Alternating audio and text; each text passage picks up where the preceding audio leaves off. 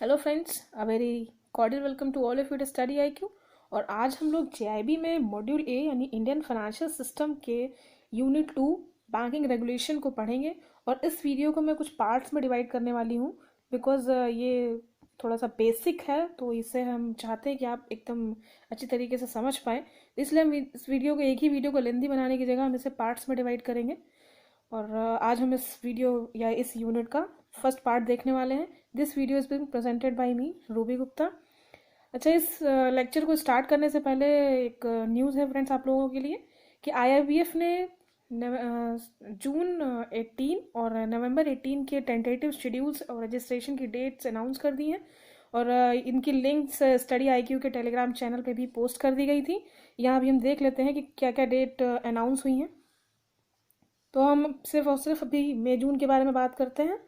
मई जून का जो एग्ज़ाम है आपका, इसका जो रजिस्ट्रेशन है वो आपका 2 मार्च से 27 मार्च 18 तक चलेगा विद नॉर्मल एग्जामिनेशन फ़ी। अगर आप इसे एक्सटेंडेड जो इसका टाइम है यानी 28 मार्च 31 मार्च के बीच में रजिस्टर करेंगे तो आपको नॉर्मल फीस के अलावा एक कुछ चार्जेस देने पड़ेंगे जो आपके 200 रुपीज़ हैं। तो अभी इसका रजिस्ट्रेशन कब से स्टार्ट होगा फ्रेंड्स?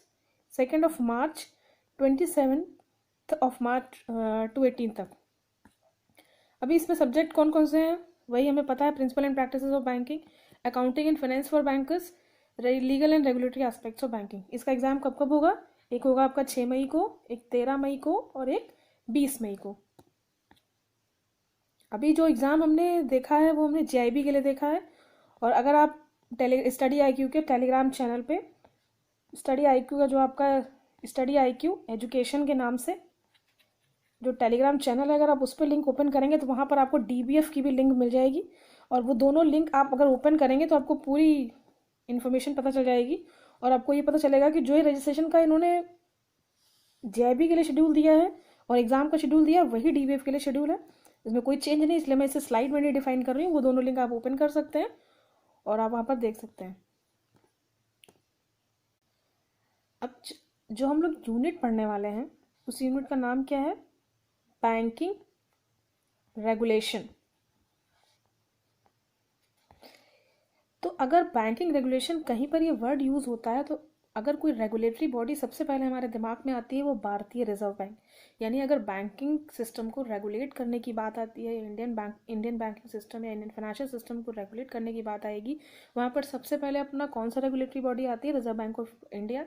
ये हम सभी को पता है। तो आज हम इसके बारे में एकदम डिटेल में इंफॉर्मेशन पढ़ेंगे कि इसका कॉन्स्टिट्यूशन कैसे होता है, किस तरीके से ये बैंक्स को रेगुलेट करती है, कौन कौन से टूल्स यूज़ करती है और रेस्ट्रिक्शंस बैंक पे लगाने के क्या क्या तरीके हैं इसके पास। ये सारी चीज़ें हम एकदम डिटेल में पढ़ने वाले हैं क्योंकि ये एग्ज़ाम पॉइंट ऑफ व्यू से बहुत ज़्यादा इंपॉर्टेंट है। इस यूनिट को पढ़ने के बाद हम क्या क्या टॉपिक्स से अवेयर हो जाएंगे? सबसे पहले तो हम ये जान पाएंगे कि RBI का कॉन्स्टिट्यूशन किस तरीके से होता है। मीन्स RBI किस किन लोगों से मिल करके बनता है और ये इंडियन बैंकिंग सिस्टम को किन एक्ट्स के थ्रू रेगुलेट करता है। दूसरा हम पढ़ेंगे कि RBI का ऑब्जेक्टिव क्या है। फिर हमें ये देखना है कि RBI का फंक्शन क्या होता है as a Indian banking system के रेगुलेटर की तरह से। फिर उसके बाद RBI जो भी मॉनेटरी कंट्रोल करती है उसमें कौन कौन से टूल्स यूज़ करती है वो हमें एक एक करके एकदम डिटेल में पढ़ने हैं। फिर प्रायोरिटी सेक्टर एडवांसेस, इनके कंपोजिशन और रेशनल। इसका मतलब क्या है? इसका मतलब ये है कि कोई भी अगर आप टारगेट देते हो प्रायोरिटी सेक्टर एडवांसेस के, जो कि RBI देती रहती है सारे बैंक्स को, जैसे कि बोल देंगे कि आप अपना टोटल एडवांस का 40% प्रायोरिटी सेक्टर को ही दीजिए, तो ये कितना रखना है, ठीक है, और कितना इंडियन बैंक्स के लिए रखना है, कितना फॉरेन बैंक्स के लिए रखना है, ये सारी चीज़ें कौन डिफाइन करता है? RBI डिफाइन करता है। ये हम इस यूनिट में पढ़ेंगे। उसके बाद जो भी रेगुलेटरी रेस्ट्रिक्शंस लगाने हैं बैंक लैंडिंग पे, यानी कुछ चीज़ें ऐसी होती है ना फ्रेंड्स जो हमारे और जो डिपार्टमेंट्स हैं, कैबिनेट ऑफिसर्स हैं, उनके थ्रू वो चीज़ें बैन करी जाती हैं। तो बैंड चीज़ों में कहीं इन्वेस्टमेंट ना हो जाए। बैंड चीज़ें आप कह सकते हैं या आप कह सकते हैं बैंड इन्वेस्टमेंट, बैंड ऑब्जेक्ट्स या फिर इलीगल एक्टिविटी। तो इन सारी चीज़ों में इन्वेस्टमेंट ना हो जाए, इस पर रेगुलेटरी रेस्ट्रिक्शंस लगाना और इसके लिए फ्रेमवर्क तैयार करना, ये सब RBI करती है और ये सब हम इस यूनिट में डिटेल में पढ़ेंगे। अभी सबसे पहले हम आरबीआई का इंट्रोडक्शन देखते हैं कि आरबीआई फाइनली करती क्या है। अच्छा, यहाँ पर जो हम लोग पढ़ने वाले हैं, कॉन्स्टिट्यूशन पढ़ने वाले हैं आरबीआई का, तो आप इसे हिस्ट्री से कंफ्यूज मत करिएगा। यहाँ पर हमें आरबीआई की हिस्ट्री पढ़नी नहीं है, लेकिन फॉर द टाइम बिंग या आपको इन्फॉर्मेशन के लिए पढ़ना है तो आप गूगल पे जा करके इसे पढ़ सकते हैं कि आरबीआई की हिस्ट्री क्या है, इसको बनाने के पीछे कौन से कमीशंस थे, वो सारी चीज़ें आप यहाँ पर पढ़ सकते हैं। फिलहाल हमें जो यहाँ पर पढ़ना है वो क्या पढ़ना है कि इंडियन बैंकिंग सिस्टम का रेगुलेशन कैसे होता है। एक तो आरबीआई एक्ट 1934 इसमें अपना रोल प्ले करता है, and second one is banking regulation act 1949। इन दोनों एक्ट से मिलकर के ही हमारे इंडियन बैंकिंग सिस्टम का रेगुलेशन होता है।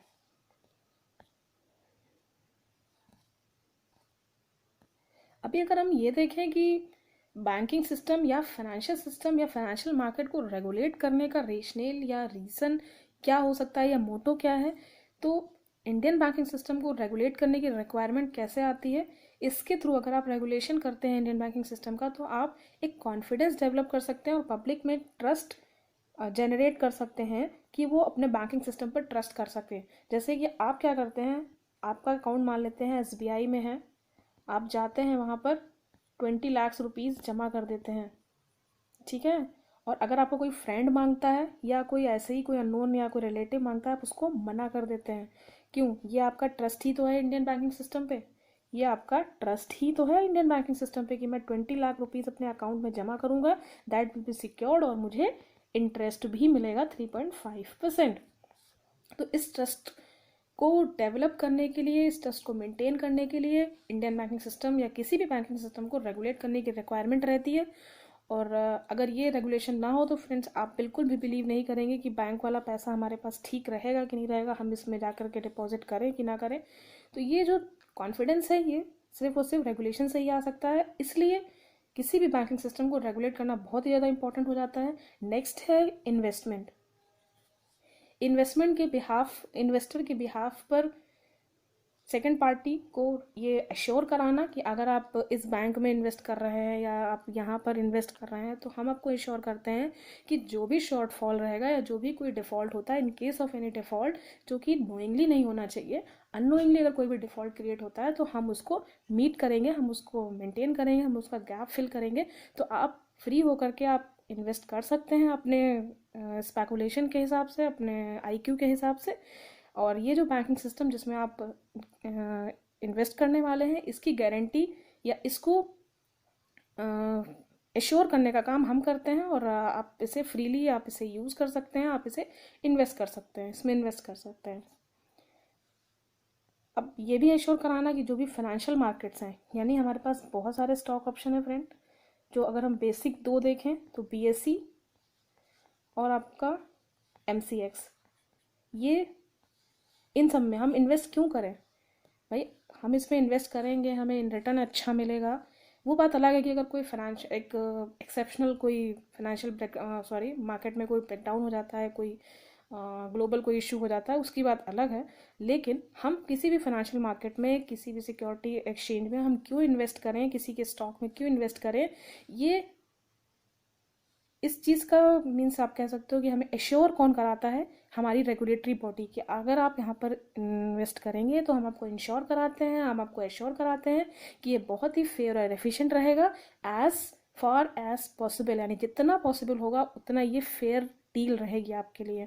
और पार्टिसिपेंट्स को ये भी एश्योर कराना कि जो भी मार्केट प्लेस के रूल्स हैं वो आपको हर कंडीशन में फॉलो करने पड़ेंगे, आप कहीं से भी उसमें कॉम्प्रोमाइज़ नहीं कर सकते हैं, यानी आप अपनी मनमानी नहीं कर सकते हैं। अब हम लोग आरबीआई के कॉन्स्टिट्यूशन को देखते हैं। यहाँ पर हम देख सकते हैं कि आरबीआई के सेंट्रल बोर्ड ऑफ डायरेक्टर्स में 20 मेंबर्स हैं, जिसमें आपका एक governor, 4 deputy governor, 4 directors, 10 executive directors और एक सेंट्रल ऑफिशियल होता है जिसे सेंट्रल गवर्नमेंट नॉमिनेट करती है। अपने गवर्नर इस समय कौन है? मिस्टर उर्जित पटेल। और डिप्टी गवर्नर कौन है? First one is BP Kanungo, second one is SS Mundra, third one is NS Vishwanathan and fourth one is Viral Acharya. ये चारों डेप्यूटी गवर्नर की पोस्ट को डेजिग्नेट करते हैं इस समय आरबीआई में। और हो सके तो फ्रेंड्स आप जेबी के एग्जाम में इन्हें याद करके जाइएगा, ये चारों नामों को। हो सकता है ये एक नंबर में, आधे नंबर में क्वेश्चन ये आ जाए। आरबीआई का जो भी इंटरनल मैनेजमेंट है उसे 20 डिपार्टमेंट्स में डिवाइड किया गया है। डिपार्टमेंट मीन्स कोई डिपार्टमेंट डिपॉजिट देखता होगा, कोई लैंडिंग देखता होगा, कोई आपका रिस्क मैनेजमेंट देखता होगा, कोई करेंसी इशूज़ के इशुएंस ऑफ करेंसी देखता होगा। तो इस तरीके से मिलाकर के 20 डिपार्टमेंट टोटल आरबीआई में वर्क करते हैं। और इन डिपार्टमेंट्स के बारे में हमें यहाँ पर नहीं पढ़ना है। और हम सभी जानते हैं कि आरबीआई का हेडक्वार्टर कहाँ पर है, मुंबई में है। अभी अगर हम ये देखें कि आरबीआई का प्रेम्बल क्या कहता है, यानी मेन जो कॉन्स्टिट्यूशन में जो काम दिया है आरबीआई का या दिया गया है वो काम क्या है, to regulate the issue of banknotes and keeping of reserves with a view to securing monetary stability in India and generally to operate the currency and credit system of the country to its advantage। यानी bank notes को issue करने का काम RBI को देखना है, किस तरीके से कि रिजर्व्स भी अरेंज करने हैं। यहाँ पर रिजर्व जो वर्ड यूज़ किया गया है इसका यह मतलब है कि आरबीआई बैंक नोट्स और कॉइन्स को अपने हिसाब से या अपनी मर्जी से वो उन्हें प्रिंट या सर्कुलेशन में नहीं ला सकती है। उसके लिए कुछ अगेंस्ट में उसे रिजर्व रखना पड़ेगा और वो रिजर्व गोल्ड और सिक्योरिटीज़ के फॉर्म में रहता है। तो जितना आपका गोल्ड और सिक्योरिटीज़ रहेगा उसके अगेंस्ट आप उतने ही बैंक नोट्स वगैरह इशू कर सकते हैं, उन्हें सर्कुलेशन में ला सकते हैं। और इसे ही आप कह सकते हैं एक मॉनेटरी स्टेबिलिटी अरेंज करना। मीन्स जितना आपके पास गोल्ड है उसके अगेंस्ट ही आपके पास करेंसी है सर्कुलेशन में। तो और नेक्स्ट है आपको ये भी देखना है कि क्रेडिट सिस्टम को रेगुलेट करना है कंट्री का। मीन्स क्रेडिट का यहाँ पर ये मतलब है कि सिंस हम लोग मिक्स्ड इकोनॉमी से आते हैं फ्रेंड्स, हमारी इकोनॉमी मिक्स इकोनॉमी है, तो सारे सेक्टर्स को प्रॉपर पैसा मिल पा रहा है कि नहीं मिल पा रहा है। नहीं, कुछ सेक्टर्स हमने प्रायोरिटी में डिफाइन कर दिए, कुछ आपके इंडस्ट्रियल में आ गए, कुछ बिजनेस आ गए। तो इन सबको इक्वल अमाउंट में या जितना रिक्वायर्ड है उतना अमाउंट में लेंडिंग होनी चाहिए ताकि सब एक साथ फ्लॉरिश कर सके, या आप कह सकते हैं एक कोहेरेंस बन सके उनकी फ्लॉरिशमेंट में, और एक दूसरे को वो कोऑपरेट करके हमारी कंट्री की जीडीपी या ग्रोथ को इंक्रीज कर सकें। तो ये सारा काम इनडायरेक्टली आरबीआई ही रेगुलेट करती है। अब आरबीआई को कॉन्स्टिट्यूट करने का ऑब्जेक्टिव क्या है, आरबीआई का मेन ऑब्जेक्टिव क्या है? तो ऑब्जेक्टिव यहाँ पर यह है आरबीआई का कि मॉनेटरी स्टेबिलिटी को आपको मेंटेन करना है। कैसे मेंटेन करना है कि जितने भी बिजनेस हैं या एंटरप्रेन्योर्स हैं या फिर कोई प्रायोरिटी सेक्टर है, उन सबको इक्वल या जितनी रिक्वायर्ड लेंडिंग है वो होनी चाहिए, ना ही उससे कम हो। क्योंकि अगर कम आप करते हैं, लेस फाइनेंसिंग है, तो फिर वो बिजनेस ही स्टेब्लिश नहीं कर पाएगा। अगर आप ओवर फाइनेंसिंग कर देंगे तो फिर वो उसका मिसयूज़ कर सकता है उस फंड का। तो एक प्रॉपर वे में आपको फंड्स किस सेक्टर में कितना एलोकेट करना है ये सब आरबीआई मॉनिटर करती है। और इसे ही आप कह सकते हैं कि क्योंकि हम लोग मिक्स इकोनॉमी से आते हैं, तो मिक्स इकोनॉमी में हमें अपना मिक्स इकोनॉमी क्या होती है, यानी capitalist economy plus socialistic economy, social economy आप कह सकते हो, इनका जो भी कॉम्बिनेशन होता है वो आपकी मिक्स्ड इकोनॉमी होती है। यानी हमें अपना प्रॉफिट भी देखना है और हमें सोशल वेलफेयर पे भी ध्यान देना है। इसीलिए हम मिक्स्ड इकोनॉमी कहे जाते हैं, या हमारी इकोनॉमी को मिक्स्ड इकोनॉमी कहा जाता है। तो इसके थ्रू आरबीआई हमारे मिक्स्ड इकोनॉमी के रोल को जस्टिफाई करती है। नेक्स्ट है कि फाइनेंशियल स्टेबिलिटी को आपको इंश्योर करना है किस तरीके से कि आप साउंड फाइनेंशियल सिस्टम को इस्टेब्लिश करें या उनको मेंटेन करें। ये नहीं होना चाहिए कि अगर कोई इमरजेंसी सिचुएशन आ रही है कि तो वो उसे टैकल ही नहीं कर पा रहे। इसका एक एग्जांपल ये ले सकते हैं कि मान लेते हैं कि आपने जा करके बैंक में 5 करोड़ रुपीज़ जमा कर दिए, ठीक है, और फिर आपने महीने भर बाद गए और आपने कहा कि मुझे इसमें से पैसा निकालना है 4 करोड़, ठीक है। अब सपोज करते हैं कुछ ऐसी सिचुएशन बनी कि उस दिन ब्रांच में जिस टाइम आप लेने गए उस समय ब्रांच में सिर्फ और सिर्फ 3 करोड़ कैश ही अवेलेबल था, ठीक है। अब ब्रांच में 3 करोड़ कैश ही अवेलेबल है और आपको 4 करोड़ चाहिए और बैंक को आपको देना ही पड़ेगा क्योंकि वो पैसा आपका है। तो इस केस में अगर बैंक या कोई भी फाइनेंशियल इंस्टीट्यूशन उस 1 करोड़ रुपीज़ को एट रैंडम या इमरजेंसी सिचुएशन में अरेंज करने की कैपेसिटी नहीं रखता है, तो हम ये नहीं कहेंगे कि फाइनेंशियल इंस्टीट्यूशन स्ट्रांग है। इसीलिए रिजर्व रखवाए जाते हैं, जो बहुत सारे रिजर्व रहते हैं, जैसे CRR है, SLR है, इसीलिए रखे जाते हैं कि किसी इमरजेंसी सिचुएशन को मीट करने के लिए आपके पास पैसा होना चाहिए। आप कुछ बैकअप बना करके रखेंगे, सारा का सारा पैसा आप इन्वेस्ट नहीं कर सकते अपने बेनिफिट के लिए। स्टेबल पेमेंट सिस्टम हमने पिछली वीडियो में डिस्कस किया था कि किस तरीके से आरबीआई अपना रोल प्ले करती है एक पेमेंट सिस्टम को रेगुलेट करने में या फिर उसको स्ट्रॉन्ग बनाने में।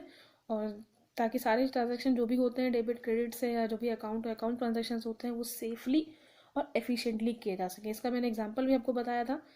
और अगर हम इसको इस तरीके से देखें कि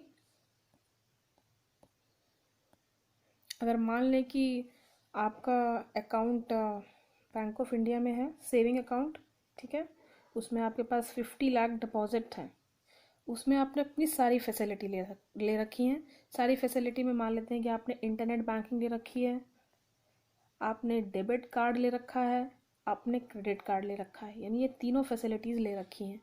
अब आपने क्या किया कि सुबह 10 बजे आपने कोई 1-2 लाख रुपए किसी को ट्रांसफ़र किए, फिर आप गए अपने एटीएम से इतने रुपए निकाल लिए, फिर क्रेडिट कार्ड पे आप गए, पीओएस पे आपने उसको स्वाइप किया। तो ये तीनों ट्रांजैक्शन आपके अकाउंट से हुए हैं, आपके खाते से हुए हैं। अब इसमें ये कौन इंश्योर करेगा कि जितना आपने अमाउंट निकाला है उतना ही डेबिट हुआ है कि नहीं डेबिट हुआ है, सही अकाउंट से डेबिट हुआ है कि नहीं डेबिट हुआ है, और जहाँ पर क्रेडिट होना है वो अकाउंट सही है कि नहीं है। तो ये सारी एफिशिएंसी या इन सारे कॉम्प्लेक्स सिचुएशंस को देखना भी आरबीआई का काम है, और ये हमारे पेमेंट सिस्टम का पार्ट है, इसलिए बहुत ज़्यादा इंपॉर्टेंट रोल प्ले करता है यहाँ पर। अब जैसा कि मैंने पहले भी बताया कि हमें अपनी इकोनॉमिक प्रायोरिटीज़ को भी ध्यान में रखना है जब हम क्रेडिट एलोकेशन करेंगे, यानी सोशल कंसर्न को भी ध्यान रखना है, यानी कि कोई भी सेक्टर लेस लेस फिनेंस्ड नहीं रहना चाहिए। क्योंकि अगर लेस फिनेंस्ड रह गया तो पता चला अगर हमने इंडस्ट्री को फाइनेंस कर दिया तो हमारा सोशल सेक्टर रह गया, हमने सोशल को कर दिया तो हमारा फिर प्रॉफिट रह गया। तो इस तरीके से सब कुछ बैलेंस रहना चाहिए। ये सारा काम कौन देखेगा? आरबीआई देखेगी। Overall volume of money and credit in the economy, यानी कितना लिक्विडिटी रखनी है सिस्टम में, ठीक है, कितना कैश रखना है और कितना लेंडिंग में जाना है, ये सभी चीज़ें कौन डिफाइन करेगा?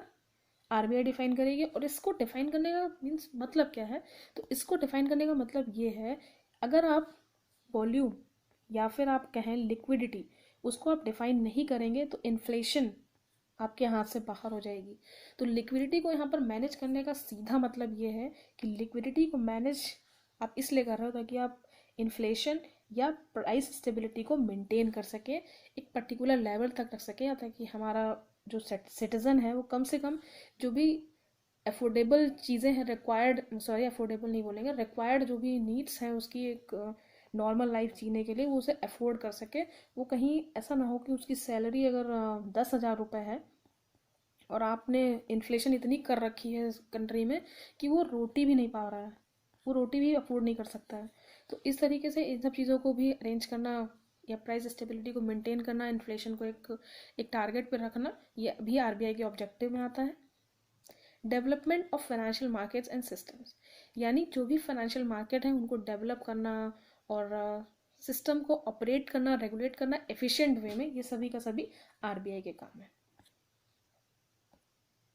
ऑब्जेक्टिव के बाद आरबीआई रोल और फंक्शन क्या प्ले करती है? आरबीआई का आरबीआई का रोल और फंक्शन क्या है?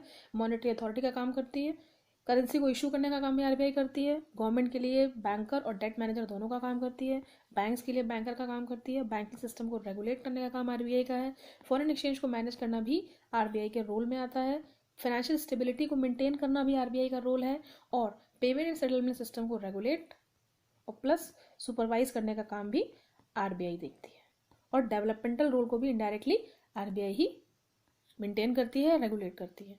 अब आरबीआई मॉनेटरी अथॉरिटी के रोल में क्या रोल प्ले मीन्स क्या काम करती है? तो मॉनेटरी अथॉरिटी मीन्स कोई ऐसी अथॉरिटी जो मनी सप्लाई को मैनेज करने का काम करती है। हमारे यहाँ कौन है वो अथॉरिटी? आरबीआई। यानी कब सिस्टम में लिक्विडिटी इन्फ्यूज़ करनी है, कब उठा करके अपने पास रखनी है, निस्सक करनी है, वो सारा काम या वो सारी सिचुएशंस कौन मॉनिटर करता है? आरबीआई मॉनिटर करती है।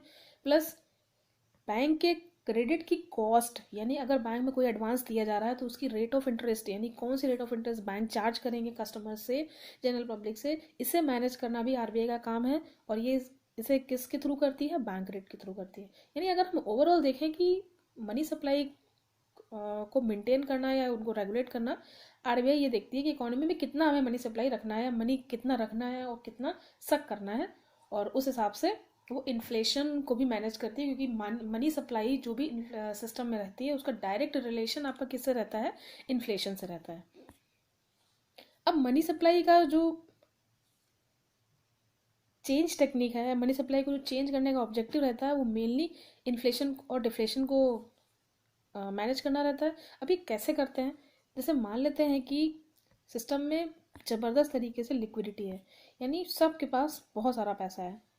मान लेते हैं कि मेरे पास 10 लाख रुपए है, रिक्शे वाले के पास 5 लाख रुपए है, किसी स्टूडेंट के पास 12 लाख रुपए है और किसी बिजनेस के पास 50 लाख रुपए है। अभी कोई ऐसी एक चीज़ है जो 5 लाख की मिलती है, सपोज कर लेते हैं कि कोई कार है, ठीक है।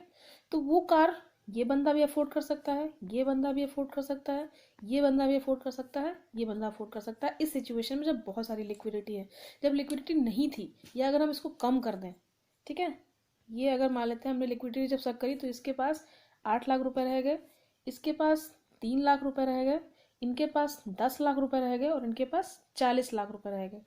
यानी हुआ क्या कि अभी जिसके पास 8 लाख रुपए थे, फिर रिक्शे वाले के पास 3 लाख बचे, फिर स्टूडेंट के पास 10 लाख बचे, बिजनेसमैन के पास 40 लाख बचे। अब हम क्या देख सकते हैं कि वो जो 5 लाख की कार थी वो ये 3 लोग ही अफोर्ड कर सकते हैं, बाकी ये अफोर्ड नहीं कर सकता है। तो अभी क्या हुआ कि पहले जब बहुत सारी लिक्विडिटी थी तो चारों लोग उस कार को अफोर्ड कर सकते थे, ठीक है। तो 4 कार की डिमांड थी मार्केट में। और अभी जब लिक्विडिटी सक कर ली गई तो 3 लोग ही अफोर्ड कर सकते हैं उस कार को। तो यानी एक कार की डिमांड कम हो गई। तो अभी जब डिमांड कम होगी तो क्या होगा कि कंपनीज ये सोचेंगी कि मैं अपनी कार सस्ती कर देता हूँ, या ताकि इनकी बिक्री और ज़्यादा बढ़ जाए, इनकी सेल बढ़ जाए। तो क्या होगा कि जब लिक्विडिटी कम होगी तो प्राइस अपने आप कम हो जाएगा। और जब लिक्विडिटी ज़्यादा रहेगी, अब चारों लोगों को कार चाहिए, तो कंपनी के लिए तो एकदम विन विन सिचुएशन है कि 4 4 कार की डिमांड्स है, हम अपने हिसाब से प्राइस लगाएंगे, भाई इनको लेना ही लेना है, तो हम अपने हिसाब से प्राइस लगाएंगे, तो वो प्राइस बढ़ा देंगे। तो लिक्विडिटी जब ज़्यादा रहती है, लोगों के पास पैसा ज़्यादा रहता है, तो प्राइस बढ़ता है। लिक्विडिटी अगर कम रहती है तो प्राइस भी कम रहता है। तो इस तरीके से, और जब प्राइस बढ़ा तो इसे क्या बोलेंगे, इन्फ्लेशनरी सिचुएशन, और इसे क्या बोलेंगे, डिफ्लेशनरी सिचुएशन। तो इस तरीके से ये इन्फ्लेशन और डिफ्लेशन को भी मनी सप्लाई डायरेक्टली रिलेट करती है। अब आरबीआई मॉनेटरी पॉलिसी इशू करती है, जिस तरीके से मिनिस्ट्री ऑफ फाइनेंस हमारी फिजिकल पॉलिसी इशू करती है, ministry of commerce EXIM policy issue करती है, उसी तरीके से आरबीआई मॉनेटरी पॉलिसी इशू करती है। और ये जो मॉनेटरी पॉलिसी और क्रेडिट पॉलिसी होती है, ये आपकी एनुअली होती है और बाई मंथली रिव्यू होता है, जो हम लोग देखते रहते हैं। और लास्ट रिव्यू अपना किस में हुआ है, December 17 में। अभी तक जो ये सारा काम रहता था ना, मॉनेटरी पॉलिसी या मॉनेटरी अथॉरिटी का, मीन्स प्राइस स्टेबिलिटी को देखना, लिक्विडिटी को मैनेज करना, ये सोल डिस्क्रिशन था गवर्नर का। Means RBI